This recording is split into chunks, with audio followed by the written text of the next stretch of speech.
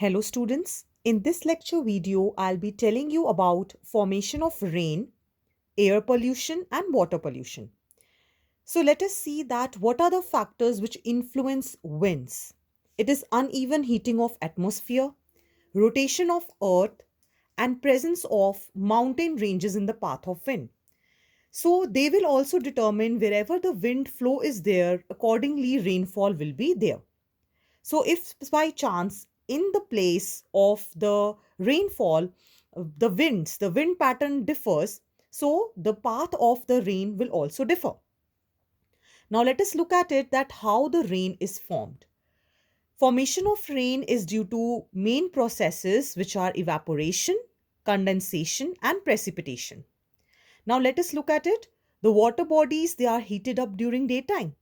The water will evaporate. Hot air will also rise up and condensation of these droplets will take place. This condensation is facilitated by certain dust particles which act as a nucleus like this. And then around this, certain other water droplets will combine and form a big or heavy water droplet. So when the clouds are full, it will precipitate in the form of rain. And if low temperature is there, it is going to precipitate in the form of snow, sleet, or hail. Next, coming to air pollution, increase in the particulate matter which is there in the air, it causes air pollution. Now, this particulate air matter is basically the pollutants. Let us talk about acid rain. Now, what happens sometimes the oxides of nitrogen and sulfur, these are present mainly due to the industrial wastes. These are released in the air or by the burning of fossil fuels. When they mix with rain, that is with rainwater, it will form acid. Oxide of nitrogen will form nitrous acid. Oxide of sulfur is going to form sulfuric acid, which is very, very harmful for soil and as well as certain important monuments. Coming to smog, these are suspended particles which cause low visibility, especially in the cold weather. Now, this is actually fog, you can say, kind of, plus the particulate matter, which is actually pollutant. So, the smog, presence of smog is the visible indication of air pollution.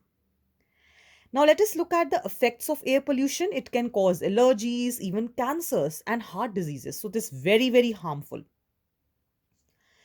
Now, next, let us look at water. Why water is referred to as wonder liquid.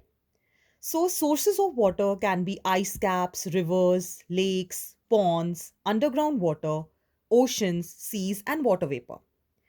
Water is very, very essential for all our cellular life processes because in dissolved form, one substance is being transported to the other part, or you can say for different transportation of different substances from one part of the body to another, it is almost possible, or you can say simpler in dissolved form. Now, let us look at the another factor, which is availability of water.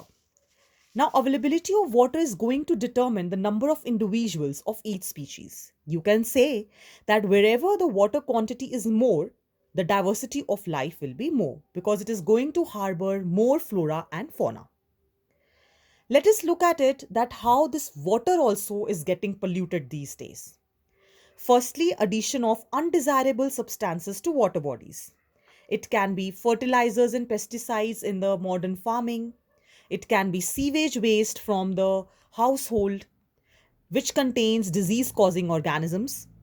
And it can be industrial waste like mercury salts is a poisonous substance which is liberated through the paper industry in water bodies.